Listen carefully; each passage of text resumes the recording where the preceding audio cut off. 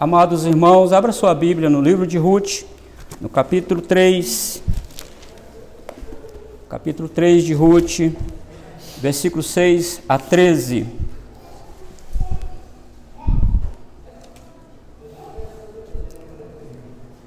Ruth, capítulo 3, versículo 6 até o 13. Até o 13, não, até o 9, desculpe. Até o 9. 6, capítulo 3, versículo 6 até o 9. Diz assim a palavra do Senhor: Então foi para a eira e fez conforme tudo quanto sua sogra lhe havia ordenado. Havendo, pois, Boaz comido e bebido, e estando já de coração tanto alegre, veio deitar-se ao pé de um monte de cereais. Então chegou ela de mansinho, e lhe descobriu os pés, e se deitou. Sucedeu que pela meia-noite, assustando-se o homem, sentou-se, e eis que uma mulher estava deitada a seus pés. Disse ele: Quem és tu? Ela respondeu: Sou Ruth, tua serva.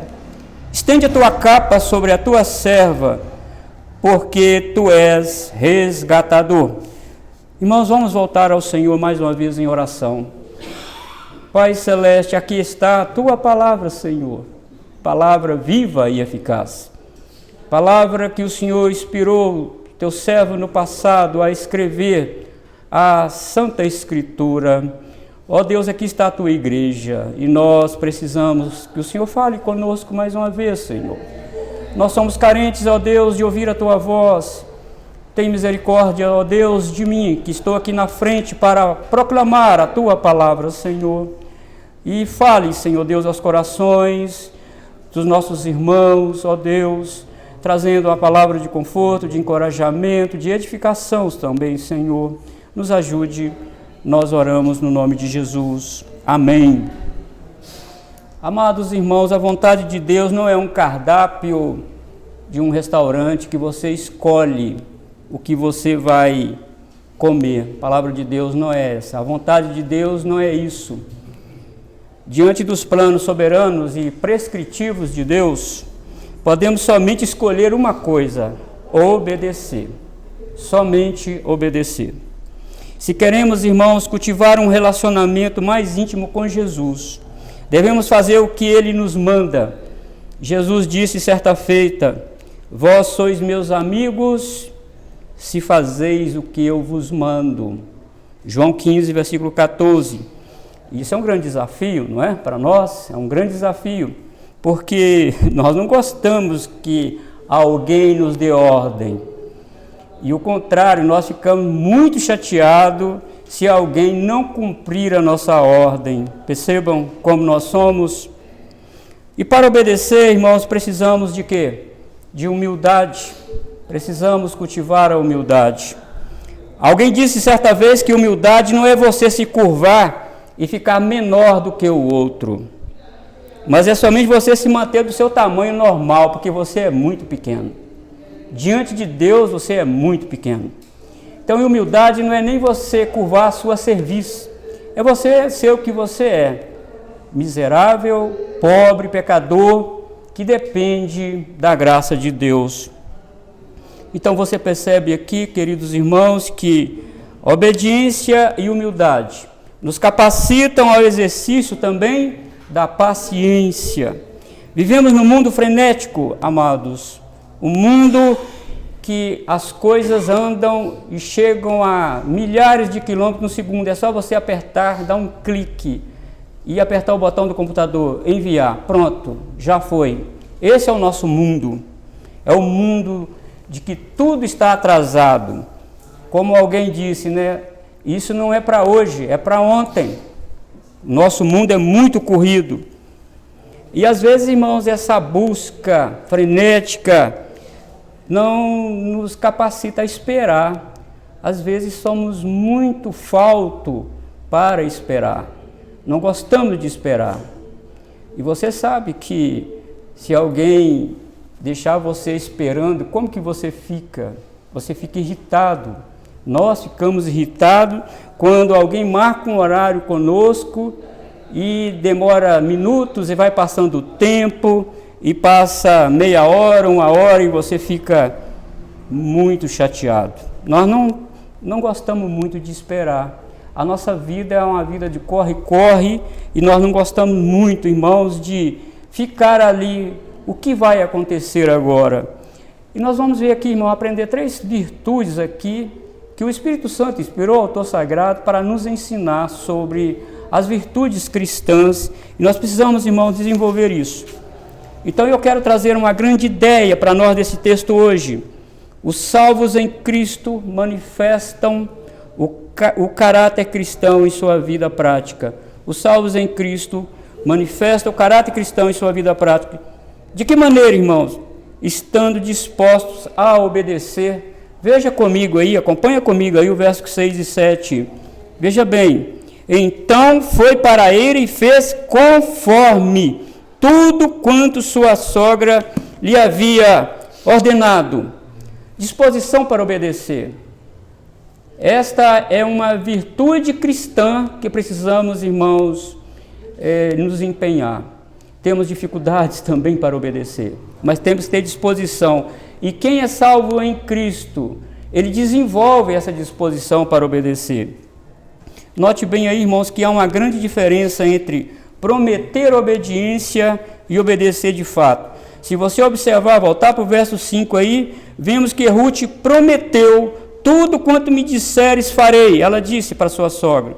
Por isso temos o então no verso 6. Esse então é a cláusula de sequência anterior. Ela está dando continuidade àquilo que ela prometeu. Então no verso 5 temos uma cláusula de promessa. E no verso 6 temos a ação de cumprir a promessa feita à sua sogra Noemi.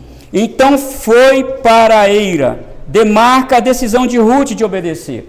Obediência, irmãos, não é somente uma necessidade, não é somente, mas é também uma decisão pessoal.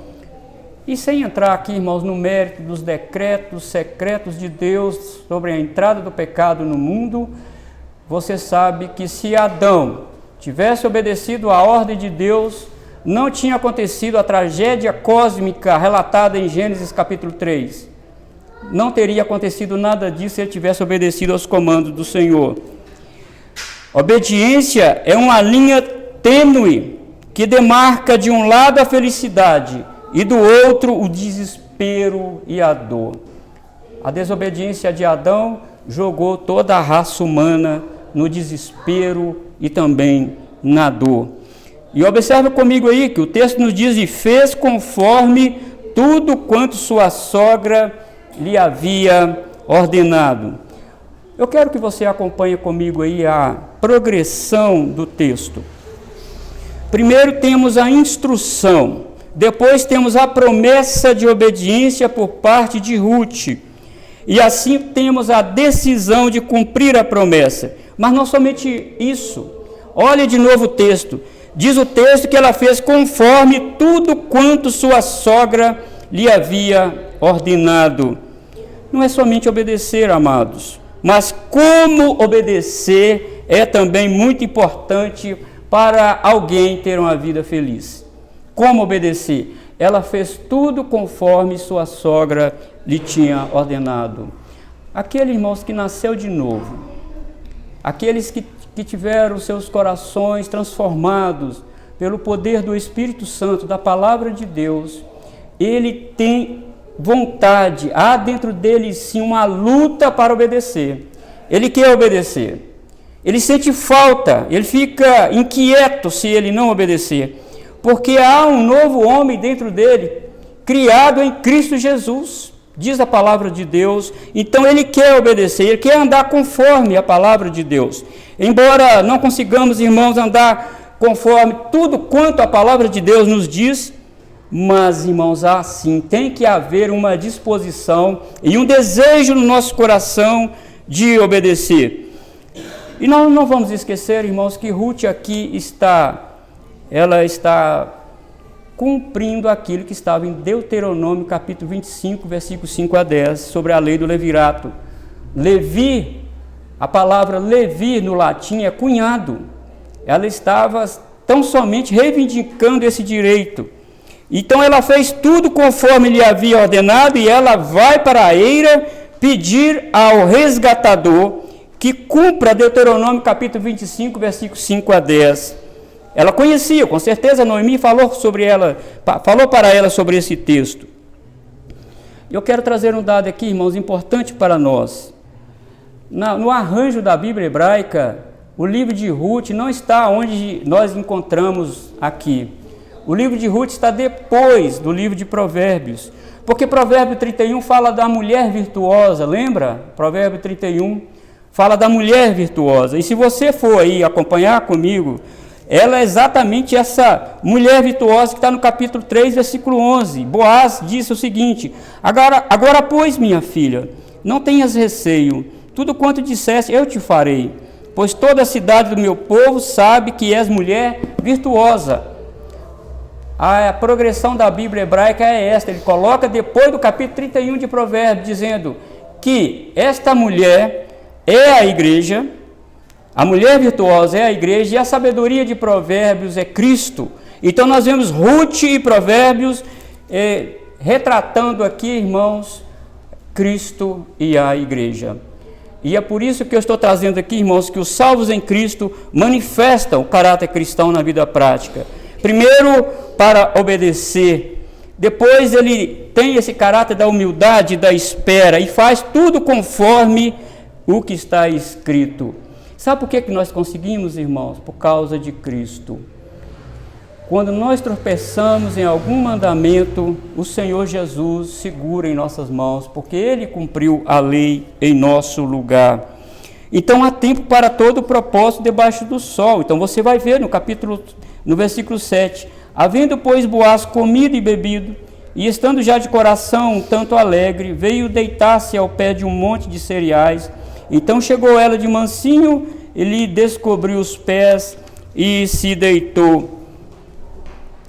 Antes, amados irmãos, Boaz estava envolvido em preparar o terreno, plantar, acompanhar o crescimento da lavoura, mas agora não era hora disso, agora era hora de ele comer e beber, alegrar-se em Deus, expressar gratidão a Deus. Então o verso 7 começa dando ênfase à satisfação e gratidão de Boaz por Deus tê-lo abençoado grandemente. Ele comeu, bebeu e se deitou. Até aquele momento, irmã Ruth estava escondida, observando e esperando o momento certo para ela se aproximar e fazer tudo quanto lhe havia sido orientado pela sua sogra. Então veio deitar-se ao pé de um monte de cereais. Na verdade, Boaz deitou-se ao pé de um monte de cereais. Boaz estava satisfeito com a colheita, seu coração estava alegre em Deus, seu sustentador. Mas aquela colheita, amados irmãos, era somente o início de colheitas maiores, das quais ele nem fazia ideia do que Deus estava fazendo com ele. Ruth também não fazia ideia que ela estava inserida no plano de Deus. Ela não sabia que por detrás do casamento dela com Boaz era um detalhe no plano maior de Deus de salvar gentios como ela em toda parte do mundo. E não apenas cumprir a lei do levirato, o casamento dela não era somente para isso. E por um lado, irmãos, vemos a alegria de Boaz de ter colhido tanto, por outro vemos o plano de Deus de encher infinitamente mais a sua eira nos séculos vindouros através de Cristo. Boaz aqui, jogando para Cristo, ele deita num monte de cereais, e está ali ao lado dele uma gentia, amados irmãos. É o início de uma grande colheita no mundo. Se você se lembrar de João capítulo 12, versículo 24, os gregos chegaram para ver Jesus, e queriam ver Jesus, nós não sabemos, o texto não nos informa porque eles queriam ver Jesus. O certo é que Jesus, depois que for informado, olha, tem os gregos ali fora querendo te ver. Sabe o que Jesus disse? Olha, na verdade vos digo, se um grão de trigo na terra não morrer, fica ele só, mas se morrer, produz muitos frutos. Era uma grande colheita que Jesus estava falando que ia colher. ele estava sendo representado aqui por Boaz. Boaz estava alegre por tão grande colheita, mas ele não sabia que estava uma gentia ali perto dele, que através dela, do relacionamento deles, ia nascer, irmãos, ia brotar grandes sementes espalhadas por todo mundo através de Cristo. Que maravilha esse texto para nós, quando nós lemos isso com as lentes do Novo Testamento, para entender aqui o que ele está falando. Então acompanha comigo. Então chegou ela de mansinho, e lhe descobriu os pés, e se deitou. E nesse momento que vemos a mão de Deus, amados irmãos, conduzindo todo o detalhe para que o necessitado encontrasse com o seu provedor. E não tinha lugar melhor para aquela mulher estar, na eira do resgatador. Ele já tinha feito todo o trabalho de limpeza e agora ele está alegre, comeu, bebeu, está satisfeito. Se você ler, for lá em Isaías 53, você vai ver que o profeta, antevendo a satisfação de Cristo, ele diz: o trabalho penoso da sua alma ele verá e ficará satisfeito. Jesus está muito satisfeito com aquilo que ele fez na cruz. Jesus está muito satisfeito conosco, irmãos. Ele nos salvou, apesar das nossas debilidades, apesar das nossas fraquezas, apesar de nós, o Senhor Jesus nos ama. Somos a colheita da eira dele. Ele nos comprou com o seu maravilhoso sangue. É maravilhoso, irmãos, quando nós olhamos esse texto à luz da cristologia. Que coisa maravilhosa, irmãos. E é na eira que se fazia a seleção. Estar na eira não significava que ficaria também lá, porque é na eira que o dono selecionava os melhores frutos. Você lembra de Orfa? Entre Orfa e Ruth, Deus escolheu Ruth para entrar na eira e se aproximar do resgatador. Você não pode esquecer que nós já passamos por aqui, que Orfa também casou na família de Elimeleque. Orfa também casou. Em outras palavras, ela também estava na eira, mas ela foi tirada. Ela foi tirada. Deus escolheu Ruth para dar prosseguimento à linhagem do Redentor. Era na eira que toda a colheita passava por um pente fino, amados irmãos. Todo grão mal formado, toda palha, entre outras coisas estranhas ao fruto original, eram tirados pelo dono da lavoura. Está inicialmente na eira, não quer dizer que vai permanecer, porque o dono da lavoura sabe quem fica e quem sai. João ele é mais incisivo, o apóstolo João. Ele diz que, olha, saíram de nós porque não era de nós, porque se fosse de nós, ficaria conosco. Quantos irmãos estavam na eira também junto conosco e já não estão mais? Mas você está, apesar das suas fraquezas, apesar dos seus pecados, apesar da sua vida espiritual, que você pode até dizer está tão fraca, mas você foi escolhido para estar na eira. E é o Senhor que fortifica, irmão. Se Deus fosse olhar a minha debilidade, a sua debilidade, nós não estaríamos aqui. Mas o Senhor, o Redentor, o resgatador, fez a limpeza e diz: você vai ficar, porque eu te comprei com o meu precioso sangue. E Ruth se aproximou de forma misteriosa, sigilosa, para não ser ouvida e sem fazer barulho. Ela descobre os pés de Boaz, que estava dormindo, e se deita. Olha, irmãos, não sabemos a que hora foi isso. Não sabemos. Talvez fosse às 19 horas, porque o trabalho terminava às 18.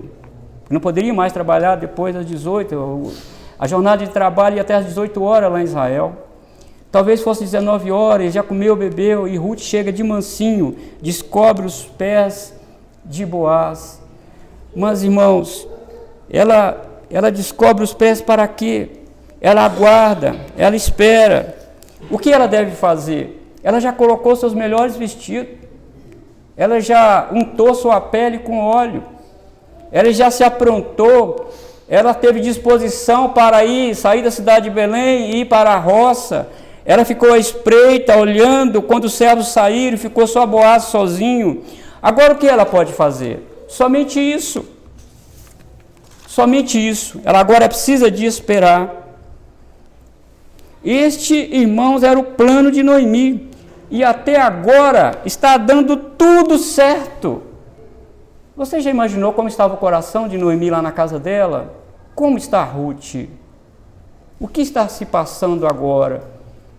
Já deu 10 horas da noite e ela não volta. Meia-noite e ela não volta. O que está se passando lá?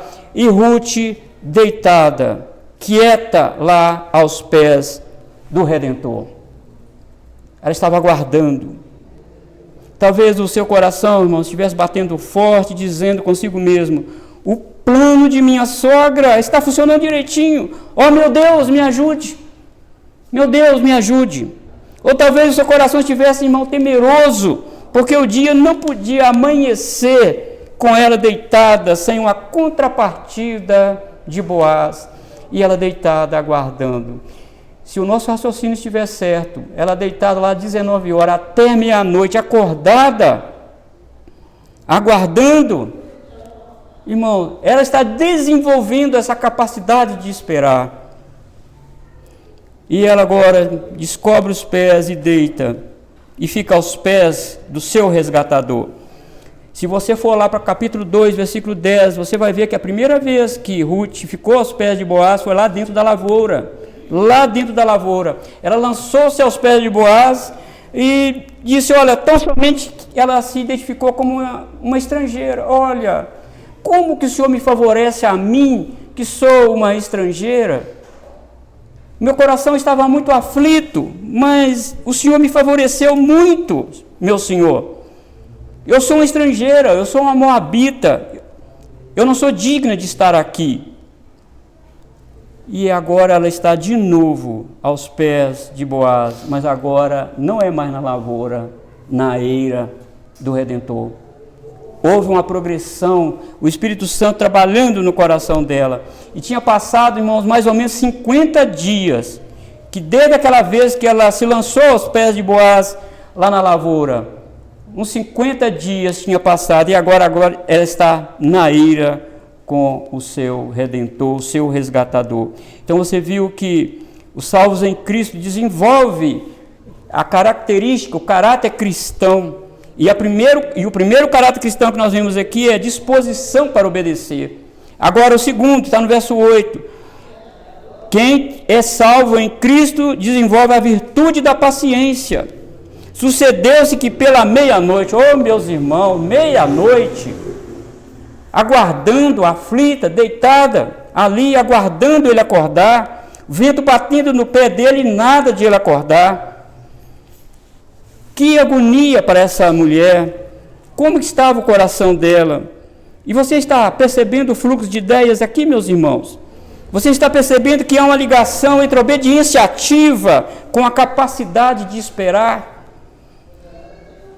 Irmãos, Deus não segue a nossa agenda. Deus não segue a minha e a sua agenda.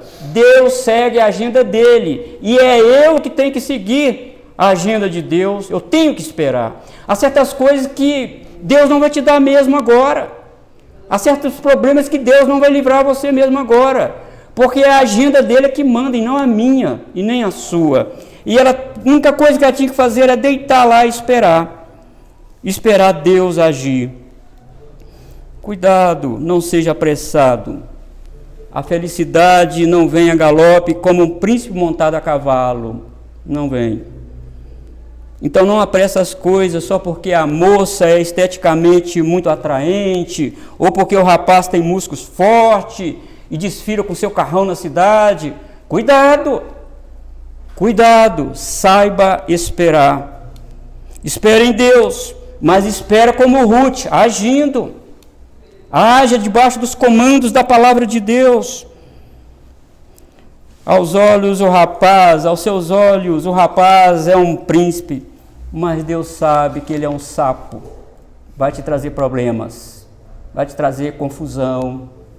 Aos seus olhos é um príncipe, mas aos olhos de Deus não. Então cuidado, espere. Você acha que foi fácil para ela ficar deitada até a meia-noite, irmão? Sem um sinal favorável? Deitada, não podia nem se mexer direito. Eu estou certo, irmãos, que foi muito difícil para a Ruth esperar, mas ela esperou. Ela esperou. Porque Deus não tem pressa. Ele organizou todas as coisas no seu devido tempo. E todas as coisas obedecem ao seu plano, e não ao meu e seu plano. Deus estabeleceu tudo conforme a sua vontade. Você quer ver? Eu vou te dar alguns exemplos aqui de espera. Deus prometeu um filho a Abraão, mas ele teve que esperar até ficar velho. Teve que esperar. Foi fácil para Abraão? Não foi. Deus prometeu para Eva que da semente dela nasceria um que esmagaria a cabeça da serpente. Mas a humanidade teve que esperar milênios até Jesus nascer. Os israelitas que foram dispersos para a Babilônia tiveram que esperar 70 anos até ser libertos.